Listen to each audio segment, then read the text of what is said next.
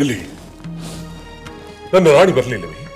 ಕ್ಷಮಿಸಿ ಮಹಾಪ್ರಭು, ಮಹಾರಾಣಿಯವರು ಕೋಪಗೃಹದಿಂದ ಯಾವುದೇ ಕಾರಣಕ್ಕೂ ಬರುವುದಿಲ್ಲವಂತೆ. ಏಕೆ ಏಕೆ ಬರುವುದಿಲ್ಲವಂತೆ? ಕಾರಣವಾದರೂ ಏನು? ಕಾರಣ ನನಗೆ ತಿಳಿಯದು ಪ್ರಭು, ಬರುವುದಿಲ್ಲವೆಂದು ಮಾತ್ರ ಹೇಳಿದರು. ಸರಿ, ನೀನಿನ್ನು ಹೊರಡು.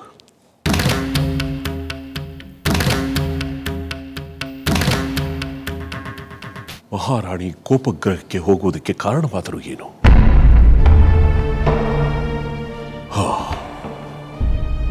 ಕಾರಣವೇನೆಂದು ನಾನೇ ಕೇಳುತ್ತೇನೆ.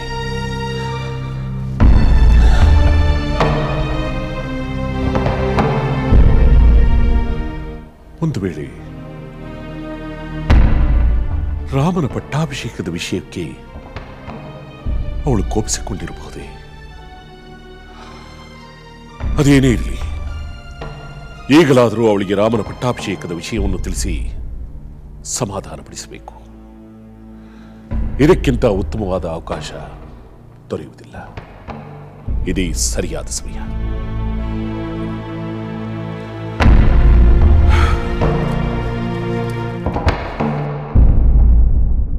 ಸ್ವಾಮಿ, ಊರ್ಮಿಳೆ,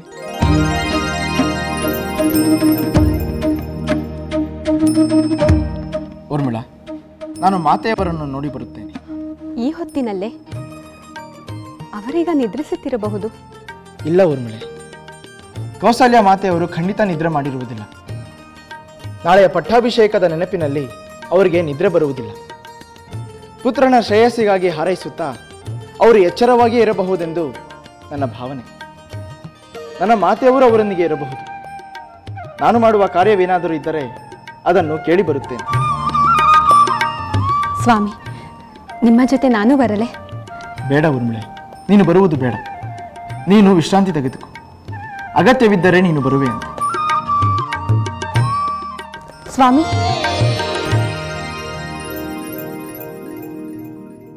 ಹೇಳು ಊರ್ಮಿಳಾ. ಸ್ವಾಮಿ, ಅದು ಹೇಳು ಊರ್ಮಿಳಾ, ಹಿಂಜರಿಕೆ ಏಕೆ? ನಿನ್ನ ಮನಸ್ಸಿನಲ್ಲಿರುವುದನ್ನು ನಿರಾತಂಕವಾಗಿ ಹೇಳು. ನಾನು ಬೇಸರ ಮಾಡಿಕೊಳ್ಳುವುದಿಲ್ಲ. ಸ್ವಾಮಿ,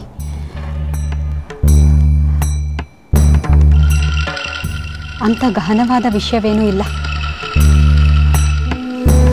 ಈ ಕ್ಷಣ ಏಕೋ ನನ್ನ ಮಾತಾಪಿತರ ನೆನಪಾಯಿತು. ಈ ಶುಭ ಸಂದರ್ಭದಲ್ಲಿ ಅವರು ನಮ್ಮ ಜೊತೆಗಿದ್ದಿದ್ದರೆ ಚೆನ್ನಾಗಿರುತ್ತಿತ್ತು ಎಂಬ ಯೋಚನೆ ಬಂತು ಅಷ್ಟೇ. ಹೌದು ದೇವಿ, ಅವರು ಇದ್ದಿದ್ದರೆ ಇನ್ನಷ್ಟು ಚೆನ್ನಾಗಿರುತ್ತಿತ್ತು. ಆದರೆ ಕಡಿಮೆ ಅವಧಿಯಲ್ಲಿ ಪಟ್ಟಾಭಿಷೇಕ ನಿರ್ಧಾರವಾದುದರಿಂದ ಅವರಿಗೆ ಆಹ್ವಾನ ಕಳಿಸಲಿಲ್ಲವೆಂದು ಕಾಣುತ್ತದೆ.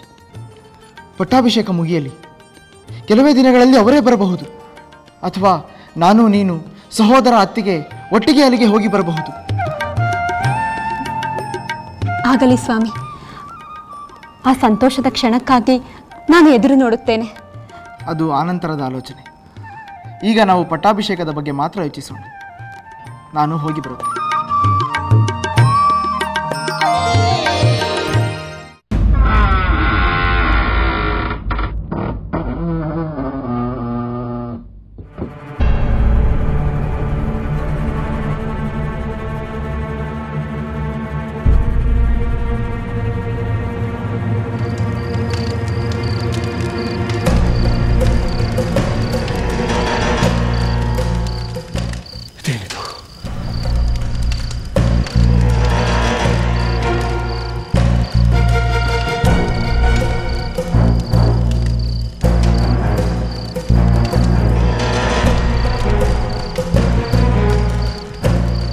ದೇವಿ, ಹಂಸತೂಲಿಕಾ ತಲ್ಪದಲ್ಲಿ ಮಲಗಿರಬೇಕಾದ ನೀನು ಹೀಗೆ ನೆಲದ ಮೇಲೆ ಮಲಗಿರುವುದೇಕೆ? ಹೇಳು ದೇವಿ, ಕಾರಣವನ್ನು ಹೇಳು. ನಿನ್ನ ದೇಹ ಸ್ವಸ್ಥವಿಲ್ಲವೇ? ರಾಜವೈದ್ಯರನ್ನು ಕರೆಸಲೇ? ದೇವಿ, ನನ್ನ ಹೃದಯ ನಡುಗುತ್ತಿದೆ. ಸರ್ವಾಂಗ ಸುಂದರಿಯಾಗಿ ಅಪ್ಸರೆಯಂತೆ ಕಾಣುತ್ತಿರುವ ನೀನು ಈ ಮಲಿನ ವಸ್ತ್ರವೇಕೆ? ಈ ಚದುರದ ಕೂದಲೇಕೆ? ಈ ನಿರಾಭರಣ ದೇಹವೇಕೆ? ದೇವಿ,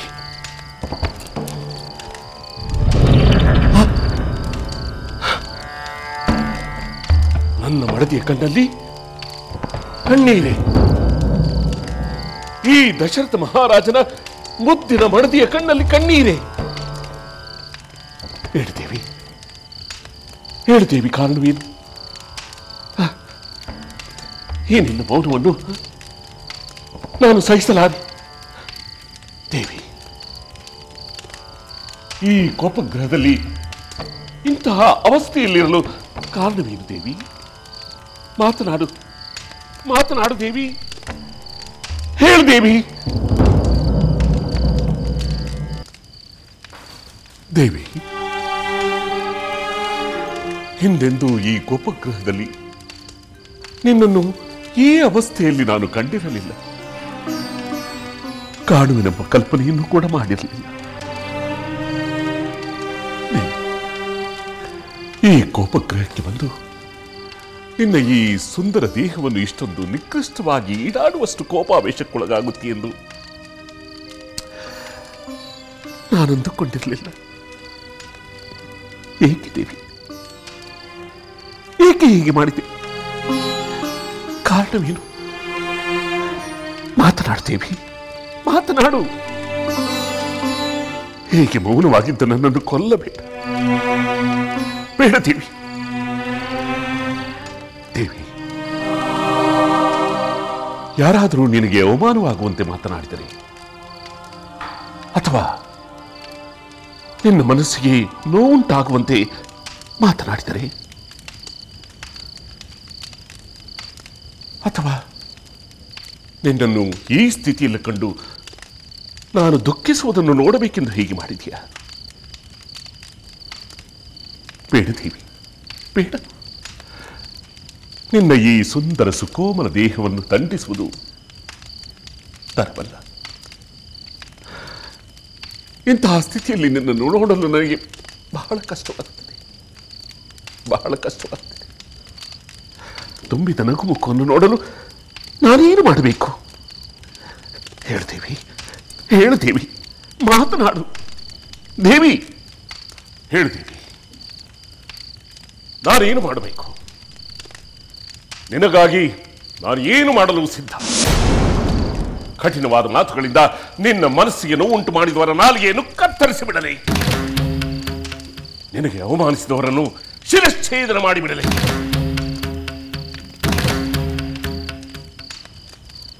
ನೀನು ನನ್ನ ಪ್ರಾಣ ಪದಕ, ನನ್ನ ಪ್ರೇಮದ ಪುತ್ಥಳಿ ನೀನು.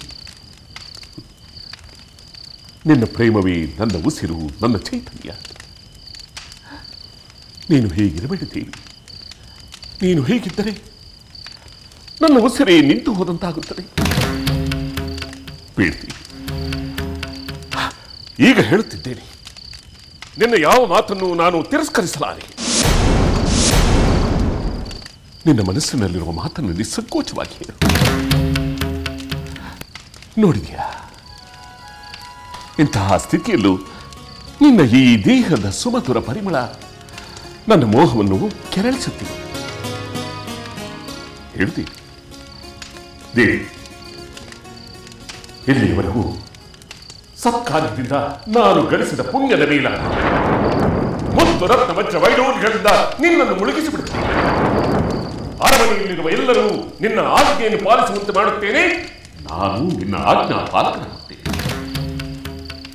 ಮಾತನಾಡ್ತೀನಿ, ಮಾತನಾಡು. ಸೂರ್ಯನ ಕಿರಣಗಳು ಮಂಜನ್ನು ಕರಗಿಸುವ ಹಾಗೆ ಕ್ಷಣ ಮಾತ್ರದಲ್ಲಿ ನಿನ್ನ ಕೋರಿಕೆಯನ್ನು ಈಡೇರಿಸಿಬಿಡುತ್ತೆ.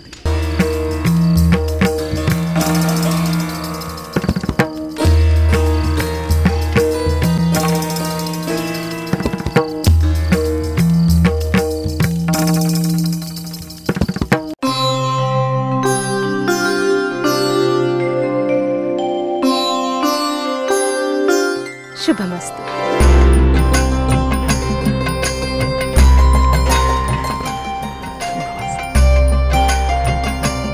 ಲಕ್ಷ್ಮಣ, ನಿನ್ನ ಮಾತೆಯು ತನ್ನ ಕೊಠಡಿಯಲ್ಲಿ ಕಾಣುತ್ತಿಲ್ಲವಲ್ಲ ಎಂದುಕೊಂಡು ಇಲ್ಲಿ ಹುಡುಕಿಕೊಂಡು ಬಂದೆಯಾ? ಹೌದು ಮಾತೆ, ನಮ್ಮ ಮಾತೆಯವರು ತಮ್ಮ ಕೊಠಡಿಯಲ್ಲಿ ಇಲ್ಲವೆಂದರೆ ನಿಮ್ಮೊಂದಿಗೆ ಇರುತ್ತಾರೆಂಬುದೇ ನನ್ನ ನಂಬಿಕೆ. ಕುಮಾರ, ನಾಳೆ ನಿನ್ನ ಸೋದರನ ಪಟ್ಟಾಭಿಷೇಕ. ಅವನು ನನ್ನ ಸೋದರಿಯ ಪುತ್ರ. ನನ್ನ ಹಿರಿಯ ಪುತ್ರನ ಶ್ರೇಯಸ್ಸಿಗಾಗಿ ನಾವು ಮಾತೆಯರು ಪೂಜೆ, ಪ್ರಾರ್ಥನೆ, ಉಪವಾಸ, ಜಾಗರಣೆಗಳಲ್ಲಿ ತೊಡಗಿದ್ದೇವೆ. ಬೇಡ, ನೀನು ಹೋಗು ಎಂದು ಎಷ್ಟು ಹೇಳಿದರೂ ಸುಮಿತ್ರೆ ಕೇಳುತ್ತಿಲ್ಲ. ನೀನಾದರೂ ಬುದ್ಧಿ ಹೇಳಿ ಅವಳನ್ನು ಕರೆದುಕೊಂಡು ಹೋಗು. ಸ್ವಲ್ಪವಾದರೂ ನಿದ್ರೆಯನ್ನು ಮಾಡಲಿ. ನನ್ನೊಡನೆ ಇವಳೇಕೆ ಉಪವಾಸ ಜಾಗರಣೆಯನ್ನು ಮಾಡಬೇಕು? ಮಾತೆ, ನನ್ನ ಮಾತೆಗೆ ನಾನು ಹೇಗೆ ಪುತ್ರನೋ ರಾಮಚಂದ್ರನೂ ಕೂಡ ಹಾಗೆಯೇ ಪುತ್ರ. ಅವನು ಎಲ್ಲ ಮಾತೆಯರನ್ನು ತನ್ನ ಮಾತೆಯಂತೆಯೇ ಪ್ರೀತಿಸುತ್ತಾನೆ, ಗೌರವಿಸುತ್ತಾನೆ. ಅವನಿಗೆ ಪಟ್ಟವಾದರೆ ನನಗೆ ಆದಂತೆಯೇ, ಅವನಿಗೆ ಕೀರ್ತಿ ಗೌರವಗಳು ಲಭಿಸಿದರೆ ನನಗೆ ಲಭಿಸಿದಂತೆಯೇ. ನನ್ನ ಮಾತೆಯವರು ಒಳ್ಳೆಯ ಕಾರ್ಯವನ್ನೇ ಮಾಡುತ್ತಿದ್ದಾರೆ. ಭಲೆ ಲಕ್ಷ್ಮಣ, ಭಲೆ. ನಿನ್ನ ಸೋದರ ಪ್ರೇಮ ಅಪೂರ್ವ. ವಿಶ್ವಾಮಿತ್ರರೊಂದಿಗೆ ಯಜ್ಞ ರಕ್ಷಣೆಗಾಗಿ ರಾಮನೊಂದಿಗೆ ನೆರಳಾಗಿ ಹೋದವನಲ್ಲವೇ? ಮಗು, ನೀನು ಯಾವಾಗಲೂ ರಾಮಚಂದ್ರನಿಗೆ ನೆರಳಾಗಿಯೇ ಇರಬೇಕು. ಸದಾ ಅವನನ್ನು ಅನುಸರಿಸಿಯೇ ನಡೆಯಬೇಕು. ಆಗಲಿ ಮಾತೆ, ನಿಮ್ಮ ಆದೇಶವನ್ನು ಶಿರಸಾವಹಿಸಿ ಪಾಲಿಸುತ್ತೆ. ಈಗ ಬರುತ್ತೇನೆ. ಮುಂಜಾನೆ ಪಟ್ಟಾಭಿಷೇಕದ ಕಾರ್ಯಗಳಿಗೆ ಸಿದ್ಧನಾಗ. ಶುಭ.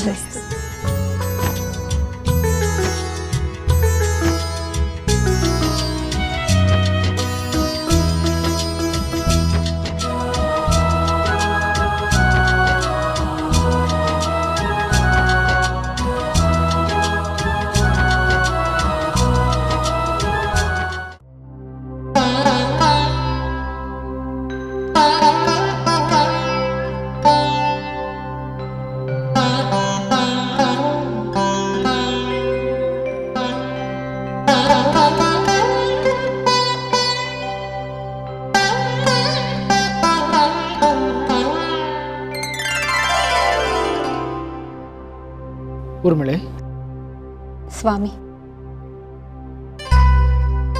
ಇನ್ನೂ ಕುಳಿತೇ ಇರುವೆಯಾ? ಏಕೆ ನಿದ್ದೆ ಮಾಡಬಾರದಿತ್ತೆ? ನಿಮಗಾಗಿ ಕಾಯುತ್ತಿದ್ದೆ. ಮಾತಾಮಯ್ಯವರು ಯಾವುದಾದರೂ ಕೆಲಸ ಹೇಳಿದರೆ ಅದರಲ್ಲಿ ನಿಮ್ಮ ಜೊತೆ ನಾನು ಭಾಗವಹಿಸಬಹುದೆಂದುಕೊಂಡೆ. ಅಂಥ ಯಾವ ಕಾರ್ಯವೂ ಇಲ್ಲ ದೇವಿ. ಉಳಿದ ಕಾರ್ಯಗಳೇನಿದ್ದರೂ ಪ್ರಾತಃ ಕಾಲ ನಡೆಯುವ ಪಟ್ಟಾಭಿಷೇಕದ ಸಮಾರಂಭದಲ್ಲಿ. ನೀವು ಮಾತಾಮಯ್ಯವರ ಜೊತೆ ಮಾತನಾಡಿ ಬಂದಿರಾ? ಹೌದು ಊರ್ಮಿಳೆ, ನಮ್ಮ ಮಾತೆಯವರು ಅಲ್ಲಿಯೇ ಇದ್ದರು. ರಾಮನ ಪಟ್ಟಾಭಿಷೇಕ ಸುಗಮವಾಗಿ ನಡೆಯಲೆಂದು ಅವರಿಬ್ಬರು ಉಪವಾಸ, ಜಾಗರಣೆ, ಪೂಜಾದಿಗಳಲ್ಲಿ ತೊಡಗಿದ್ದಾರೆ. ಅವರ ಜೊತೆ ನಿಮ್ಮ ಕಿರಿಯ ಮಾತೆಯವರು ಇದ್ದಾರೆಯೇ? ಇಲ್ಲ ಊರ್ಮಿಳೆ, ಚಿಕ್ಕ ಮಾತೆಯವರು ಈ ಪಟ್ಟಾಭಿಷೇಕಕ್ಕೆ ಸಂಬಂಧಿಸಿದ ಯಾವ ಸಡಗರದಲ್ಲೂ ಭಾಗವಹಿಸಿದಂತೆ ಕಾಣುತ್ತಿಲ್ಲ. ಇಂದಲ್ಲದಿದ್ದರೆ ನಾಳೆಯಾದರೂ ಅವರು ಎಲ್ಲರ ಜೊತೆ ಭಾಗವಹಿಸಬೇಕಲ್ಲವೇ?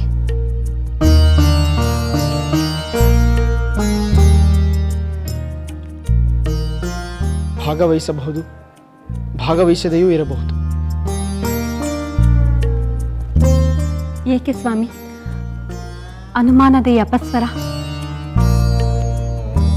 ರಾಮಚಂದ್ರರಿಗೆ ಪಟ್ಟಾಭಿಷೇಕವಾಗುತ್ತಿರುವುದು ಕಿರಿಯ ಮಾತೆಯವರಿಗೆ ಇಷ್ಟವಿಲ್ಲವೇ? ಇಷ್ಟವಿದೆಯೋ ಇಲ್ಲವೋ ಅದನ್ನು ಖಚಿತವಾಗಿ ಹೇಳಲಾರೆ. ಆದರೆ ಅವರಿಂದ ಪಟ್ಟಾಭಿಷೇಕದ ಶುಭ ಕಾರ್ಯಕ್ಕೆ ಯಾವ ಅಡ್ಡಿಯೂ ಆಗದಿದ್ದರೆ ಅಷ್ಟೇ ಸಾಕು. ಅವರಿಂದ ಯಾವುದಾದರೂ ತೊಂದರೆಗಳಾಗಬಹುದೆಂದು ನಿಮ್ಮ ಸಂದೇಹವೇ? ಅವರೇ ಆಗಲಿ ಅಥವಾ ಬೇರೆ ಯಾರೇ ಆಗಲಿ, ಸಹೋದರನ ಪಟ್ಟಾಭಿಷೇಕಕ್ಕೆ ಅಡ್ಡಿಪಡಿಸಿದರೆ ಅದು ಸಫಲವಾಗುವುದಕ್ಕೆ ನಾನು ಬಿಡುವುದೂ ಇಲ್ಲ. ರಾಮ ಸಹೋದರನಾದ ಈ ಲಕ್ಷ್ಮಣ ಧನಸ್ಸಿಗೆ ಶರಸಂಧಾನ ಮಾಡಿ ನಿಂತರೆ ಎಲ್ಲ ಅಡ್ಡಿಗಳು ಕ್ಷಣ ಮಾತ್ರದಲ್ಲಿ ಧೂಳಿಪಟವಾಗುತ್ತದೆ.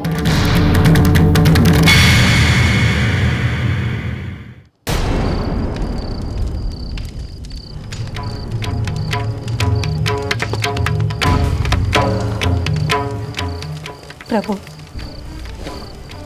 ಇದು ನಿಜವಾಗಿಯೂ ನನ್ನ ನೋವನ್ನು ನಿವಾರಿಸುವ ಅಪೇಕ್ಷೆಯೋ ಅಥವಾ ನನ್ನ ಮೇಲಿನ ಸದ್ಯದ ಮೋಹದ ಮಮಕಾರವು? ಎಂತಹ ಮಾತುಗಳನ್ನಾಡ್ತಿರುವೆ? ನನ್ನ ಪ್ರೇಮದ ಮೇಲೆ ನಿನಗೆ ನಂಬಿಕೆ ಇಲ್ಲವೇ? ಬಚ್ಚಿಡದೆ ನಿನ್ನ ಬಯಕೆ ಏನೆಂದು ತಿಳಿಸು.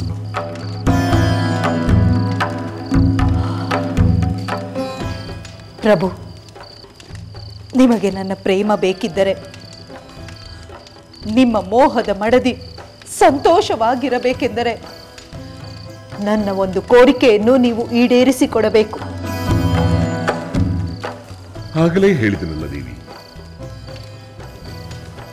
ಅದೇನಂತ ಹೇಳು.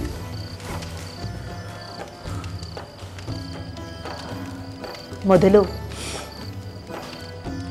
ನನ್ನ ಕೋರಿಕೆಯನ್ನು ಈಡೇರಿಸಿಕೊಡುತ್ತೇನೆಂದು ಮಾತು ಕೊಡು.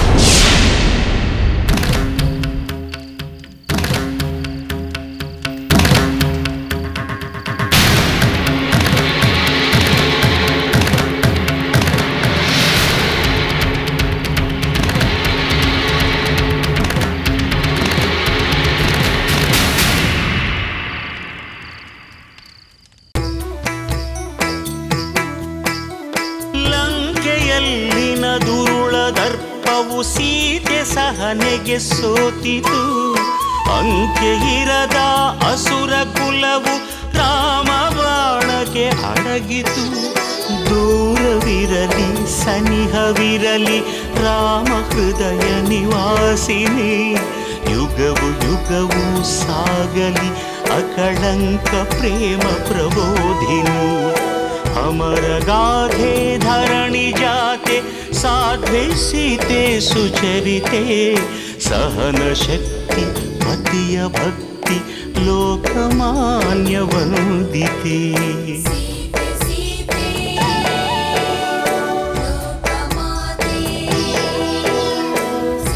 ರಾಮ ಹೃದಯ ನಿವಾಸಿನಿ,